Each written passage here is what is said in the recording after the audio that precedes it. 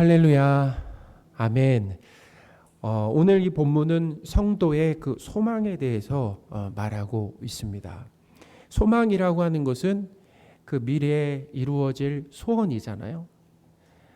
내 힘과 능력으로 이룰 수 있는 것을 우리는 소망이라고 하지 않습니다. 내가 할 수 없는데 간절히 바라는 것이 소망이죠. 우리의 소원은 통일이라고 하는 노래가 있잖아요. 아주 유명한 노래입니다. 통일을 간절히 바라는데 우리의 힘과 능력으로는 이룰 수가 없다. 노래까지 만들었다라는 거죠. 근데 이 노래가 작사 작곡된 지가 꽤 오래되었는데도 지금 통일은 아직 먼 미래입니다. 여러분은 어떤 소망을 가지고 계십니까? 성도는 보이는 소망을 가지고 살아가지 않습니다.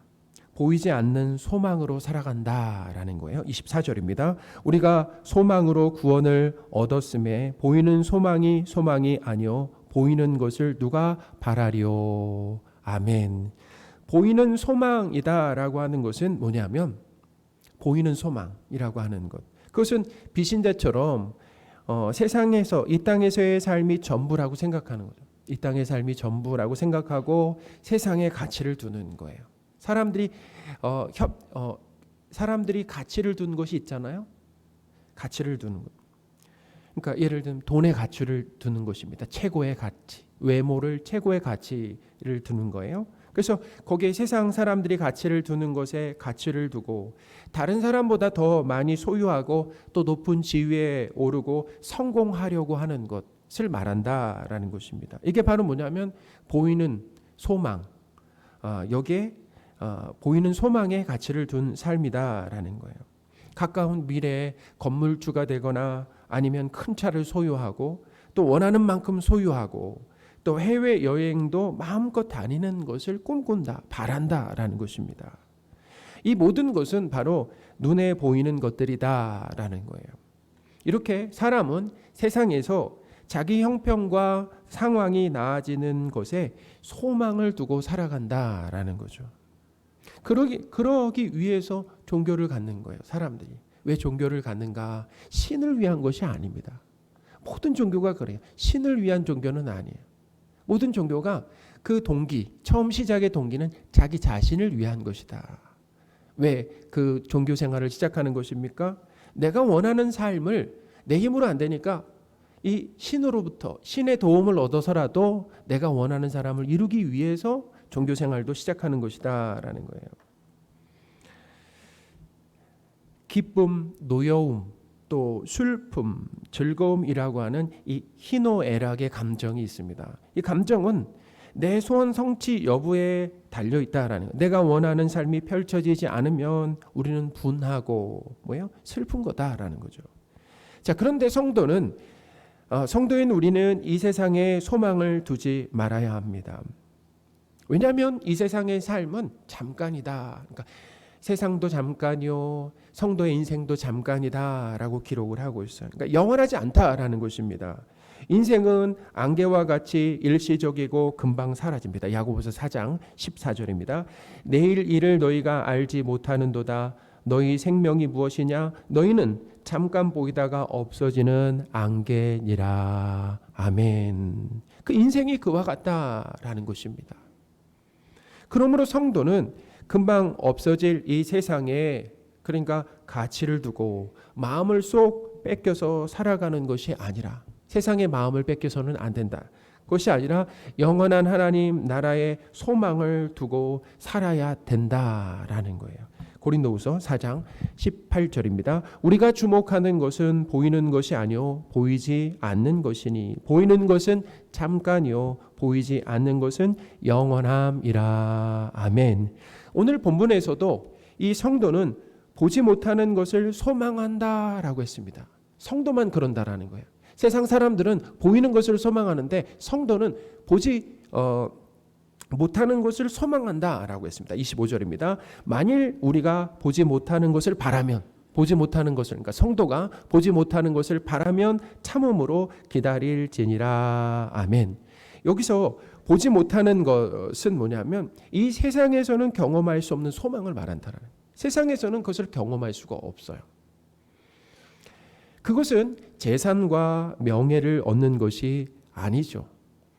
자, 그렇다면 성도가 보지 못한 것, 곧 세상에서는 경험할 수 없는 것을 소망한다라고 하는 것은 무엇입니까? 그 소망의 내용이 무엇입니까? 그것은 양자되는 것.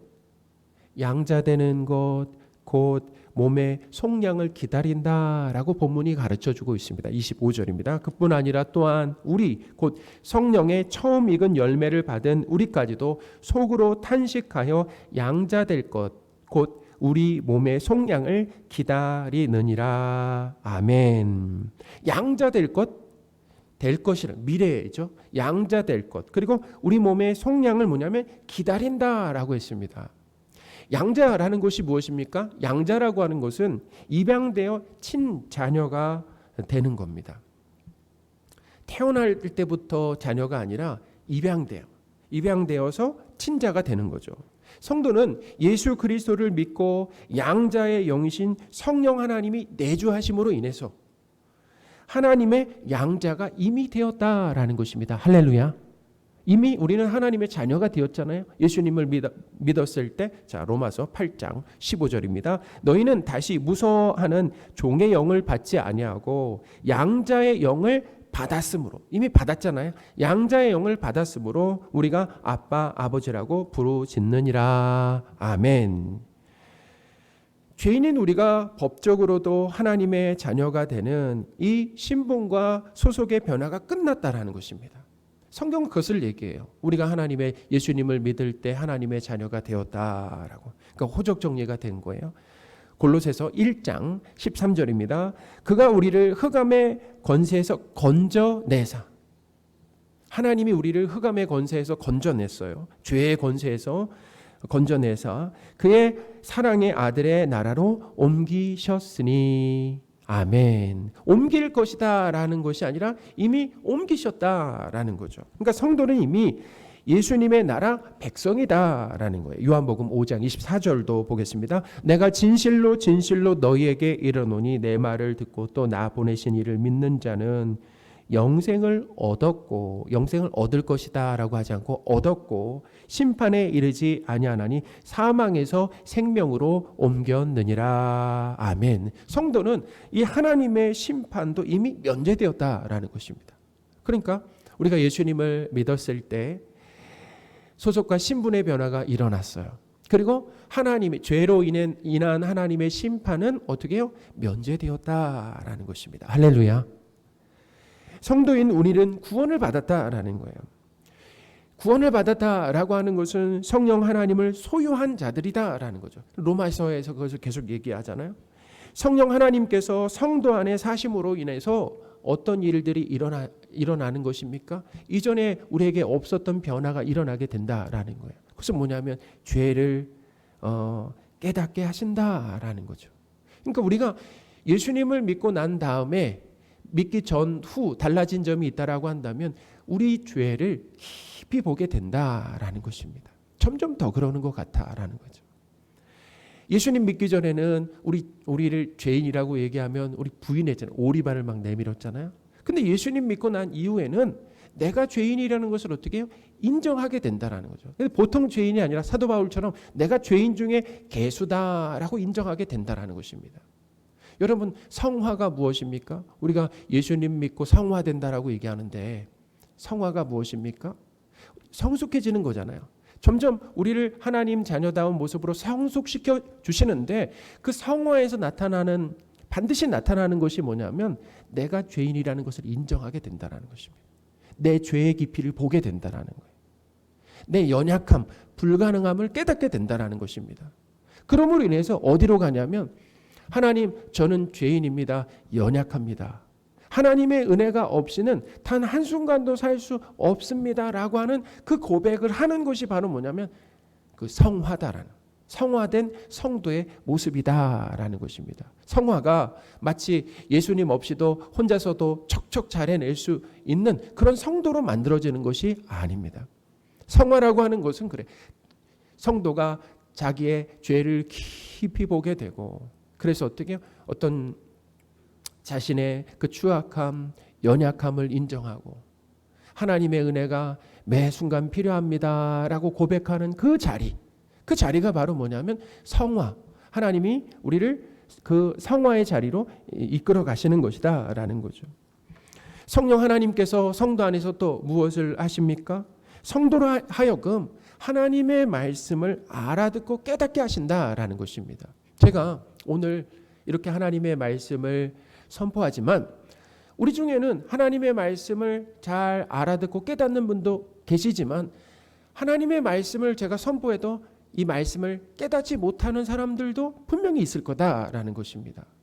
성령 하나님께서 하시는 일이 바로 뭐냐면 성도로 하여금 하나님의 말씀을 어떻게 알아듣고 깨닫게 하시는 일들을 성령 하나님께서 하신다라는 것입니다. 그러니까 내가 하나님의 말씀, 이게 오늘 하나님의 말씀 이런 내용이구나라고 내가 깨닫고 은혜 받는다라고 하는 그것은 우리 안에 계신 성령 하나님의 그 일하심이다라는 것, 일하심의 결과다라는 거예요. 뿐만 아니에요. 그 말씀에 반응하도록 우리를 만드신다라는, 하나님의 말씀에 순종하고 싶은 마음을 주시고 순종할 수 있는 의지를 주신 그 능력을 우리에게 부어주심으로 인하여서 하나님의 말씀에 반응하는 삶을 살도록 성령 하나님께서 도와주신다라는 것입니다. 뿐만 아니죠. 성령 하나님은 우리 안에서 어떤 일을 하시냐면 우리가 하나님과 친밀한 교제 가운데 살아가도록 우리를 도우신다.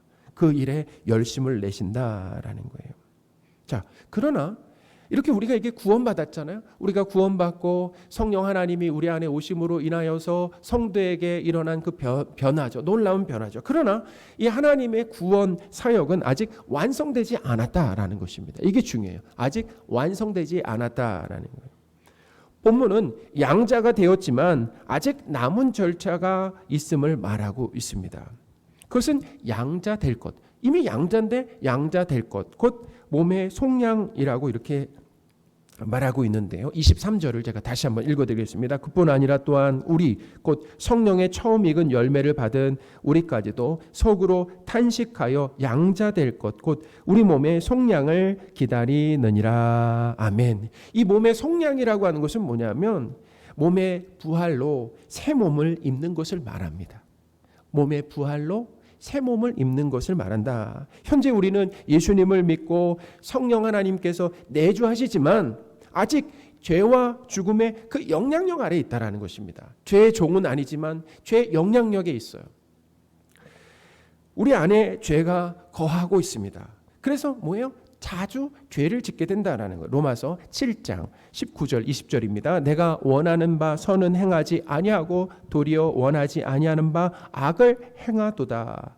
만일 내가 원하지 아니하는 그것을 하면 이를 행하는 자는 내가 아니요 내 속에 거하는 죄니라. 아멘. 내 안에 죄의 본성이 여전히 남아있다라는 것입니다. 이렇게 예수님을 믿고 성도가 된 이후에도 죄를 짓다 보니까 어떤 일이 벌어지냐면 그래요. 내가 성도가 맞는지에 대한 의심이 자주 들기도 한다라는 것입니다.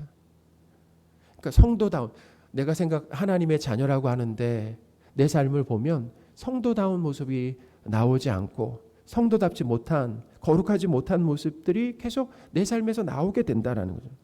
그러니까 죄를 반복해서 짓고 끊어내지 못하는 이 모습이 부끄럽고 그다음에 실망스럽기도 하다라는 것입니다. 그러니까 자연스럽게 뭐냐면 그게 탄식이라는, 오늘 본문에 나온 탄식이라는 거예요. 슬픔 가운데 탄식이 터져 나오게 된다라는, 하나님의 자녀인데 내가 왜 이렇게 살아가는가라고 하는 그 슬픔의 탄식이 나오게 된다는 거예요. 이렇게 성도는 구원을 받았지만 죄의 본성으로 인해서 죄를 짓기도 한다라는 거예요. 그것뿐만 아닙니다. 또한 우리는 육체를 입고 있잖아요. 그래서 우리 몸은 점점 약해집니다. 이제 나이가 들수록 점점 약해지고 병들게 돼 있어요. 비신자뿐만 아니라 성도도 동일하게 경험하는 것입니다. 그래서 죽게 된다라는 거죠. 이런 상황에서 완전히 벗어나서, 이런 상황에서 이제 완전히 벗어나는 것입니다. 성도가. 그래서 죄와 고통과 죽음이 없는 상태가 바로 뭐냐면 몸의 속량이며 구원의 완성이다라는 거예요. 성도는 이 땅에서 죄와 죽음의 영향 속에서 슬픔으로 탄식하면서도 보이지 않는 소망을 바라는 것이다 라는 것입니다. 탄식하죠. 어떻게 보면 생각해 보세요. 예수님 믿는 사람과 믿지 않는 사람의 삶이 크게 다르지 않는 것 같은 이런 상황 가운데서 우리가 탄식하면서도 슬퍼하면서도 뭐예요? 보이지 않는 소망을 바란다라는 거예요. 성도 안에 내주하시며 성도로 살아가도록 일하시는 이 성령 하나님께서 성도에게 예수님처럼 몸의 부활을 주신다라는 거예요. 몸의 부활을 우리에게도 주실 겁니다.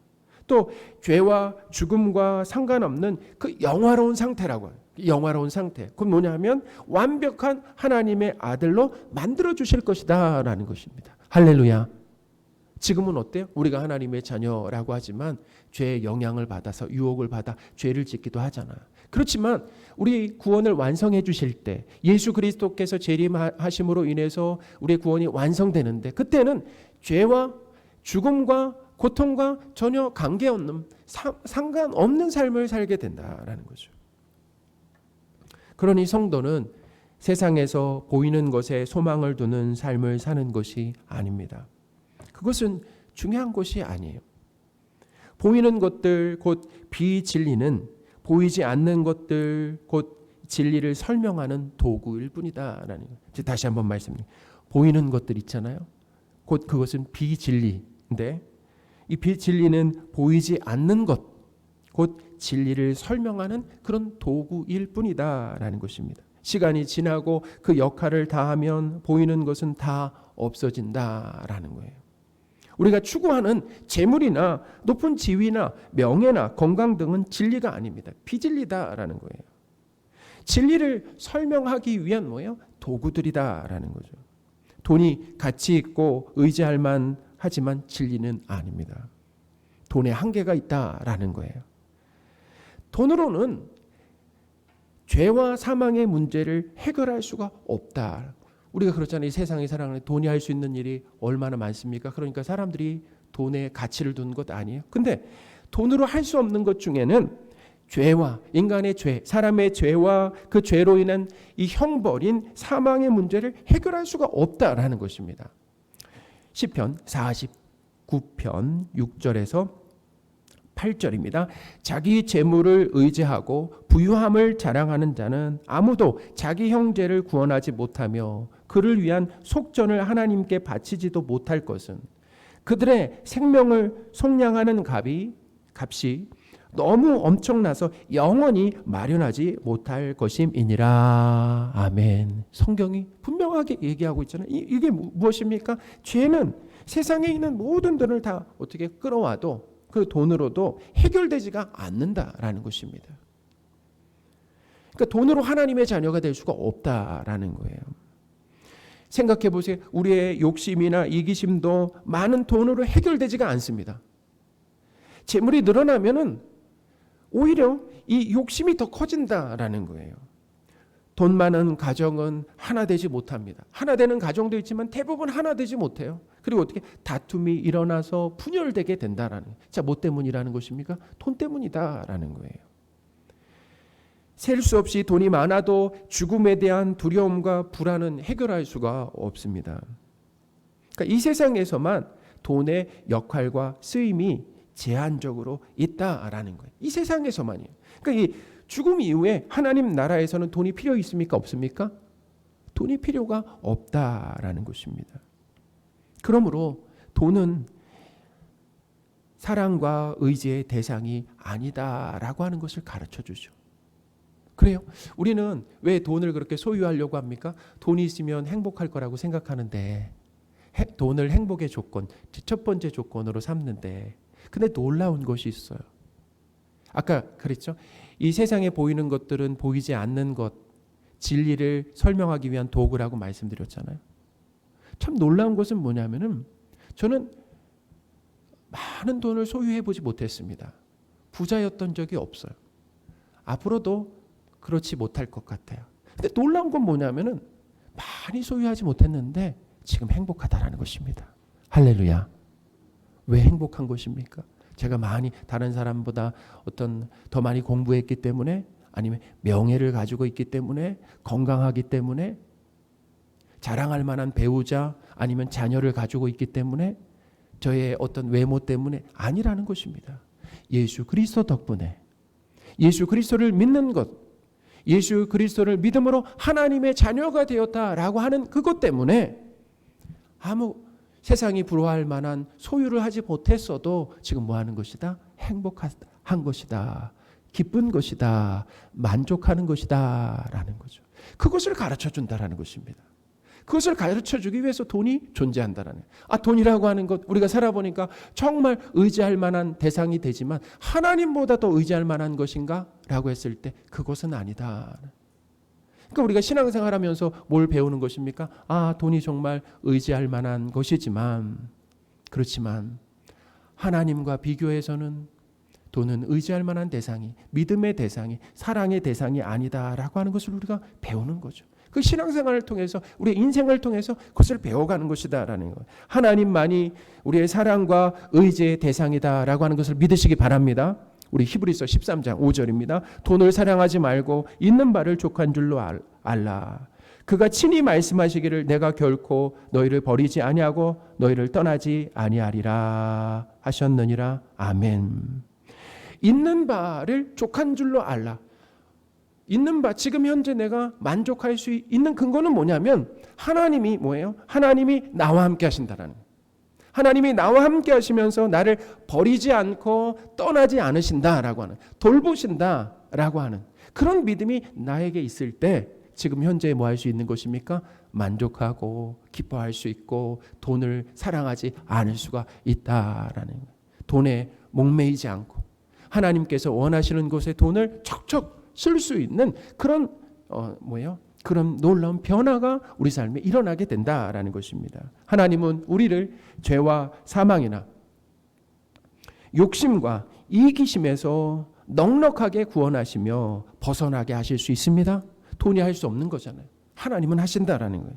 하나님은 이 땅에서뿐만 아니라 이 땅에서 우리를 책임지시는 것뿐만 아니라 죽음 이후에도 성도인 우리를 영원히 돌보신다라는 것을 믿으시기 바랍니다. 돈은 할 수가 없어요. 그렇죠? 돈이라고 하는 것, 그 영향력은 고작 세상에서의 그 영향력이지만 죽음 이후에는 우리가 소유했던 것을 다 이 땅에 어떻게 남겨두고 가야 되는 거죠. 그러니 성도인 우리는 하나님, 그리고 하나님 나라, 그리고 완성될 우리의 구원을 어떻게 해요? 구원의 소망을 두어야 된다. 그것이 우리의 소망의 내용이 되어야 된다는. 하나님께서 사랑하시는 성도 여러분, 성도 안에 내주하시는 성령 하나님께서 세상을 사랑하고 세상의 가치를 두고 살아가는 우리를 하나님 나라와 또 구원의 이 완성에 소망을 두는 성도로 바꿔가신다라는 것입니다. 우리는 철저하게 뼛속까지 세상을 사랑하고 세상의 가치를 두고 살아가는데, 그것을 놓지 못하는데 성령 하나님께서 하시는 일이 뭐라고요? 세상에 대한 온갖 정을 떼어주시는 거예요. 그리고 하나님 나라와 이 완성될 구원의 소망을 두게 하신다라는 것입니다. 여러분, 최근에 우리 집사님도 기도하셨지만 폭우가 내렸잖아요. 근데 폭우가 내렸는데 저도 깜짝 놀랐어요. 도시가 물에 잠기는 그런 일들이 있었는데 어디가 잠겼냐면 강남이잖아요. 세상에 모든 인프라가 집중되어 있다라고 하는 그 강남이 그냥 물에 잠기는 그런 일들이 벌어졌다라는 것입니다. 세상에 계속 폭우가, 홍수가 일어나고 이상 기후가 이렇게 일어나는, 그것은 뭐냐면 하나님이 세상에 대한 소망을 떼어주시는 거예요. 세상엔 소망을 두어서는 안 된다라고 하는 것을 가르쳐 주는 거죠. 우리가 경제 대국이 됐잖아요. 가난한 나라가 이렇게 잘 살게 되었는데, 잘 살게 되었을 때 지금 이 한국 사회 안에서 우리가 이 한국 사회가 모든 사람이 행복하게 살아갈 만한 그런 분위기가 되었습니까? 대부분의 사람들은 여전히 만족하지 못하고 고통 가운데 살아가고 있는 지금 현실이다라는 것입니다. 그러니까 우리가 살아가는 이 세상, 그러니까 말하자면 정치에 소망을 둬서도 안 돼요. 경제에 소망을 둬서도 안 됩니다.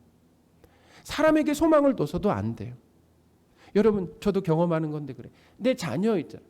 내 자녀에게도 소망을 둬서, 내 배우자에게서 소망을 둬서도 안 돼요. 이런 말이 있잖아요. 긴 오랜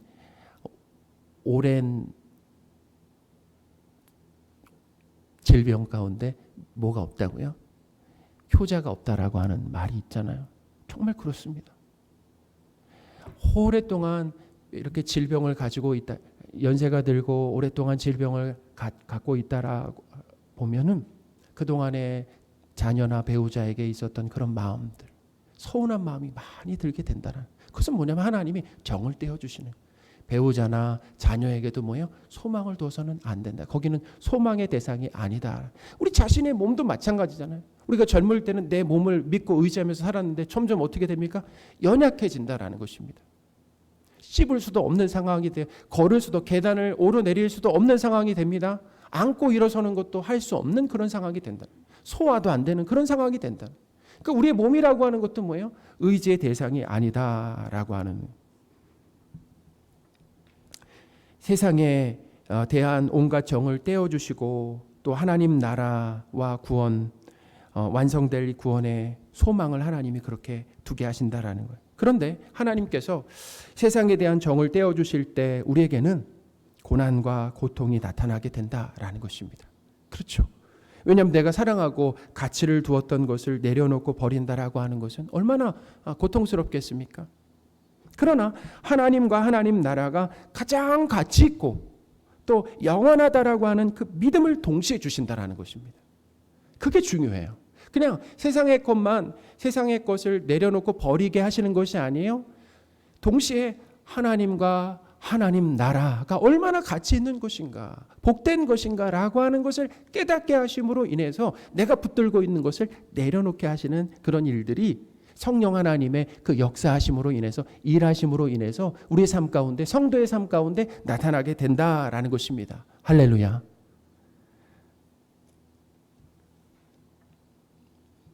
돌잡이 하는 아이는 돈의 가치를 모릅니다. 우리 부모는 그러죠. 막 돌잡이 할 때 막 아유 저 돈을 좀 집었으면 좋겠는데 돈에 대한 아이가 몰라요.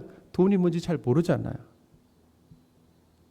그러나 성장하면서 뭐예요? 돈의 가치를 알아가죠. 자, 그러나 하나님과 하나님 나라에 대한 이 가치는 사람 스스로는 깨달을 수가 없다라는 것입니다. 자, 보세요. 장성한 어른이 됐는데도 여전히 하나님과 하나님 나라에 대한 가치를 모르고 교회 밖에 있는 사람들이 많잖아요. 하나님과 하나님 나라에 대한 가치는 하나님의 은혜로만 깨달아지는 것이다 라는 것입니다. 우리로 하여금 보이는 것에 소망을 두지 않고 보이지 않는 하나님의 나라와 그리고 구원의 완성에 소망을 두게 하시는 성령 하나님을 높이며 찬양하시는 저와 여러분들이 되셨으면 좋겠습니다. 우리의 신앙생활이라고 하는 것은 그거예요. 하나님이 어떤 일을 하셨고 어떤 일을 하고 계시고 어떤 일을 하고 계신가라고 하는 것을 알아가면서 감격하고 감사하고 찬양하는 것이 바로 우리 신앙생활이다라는 것입니다. 그런 의미에서 우리 최근에 이 성령 하나님께서 성도 안에서 어떤 일을 하고 계신가라고 하는 것을 말씀을 통해서 우리가 배우고 있잖아요. 우리로 하여금 보이는 것에 소망을 두지 않고 보이지 않는 하나님 나라와 구원의 완성에 소망을 두게 하시는 성령 하나님 높이시며 감사하시는 저와 여러분들이 되셨으면 좋겠습니다. 아멘.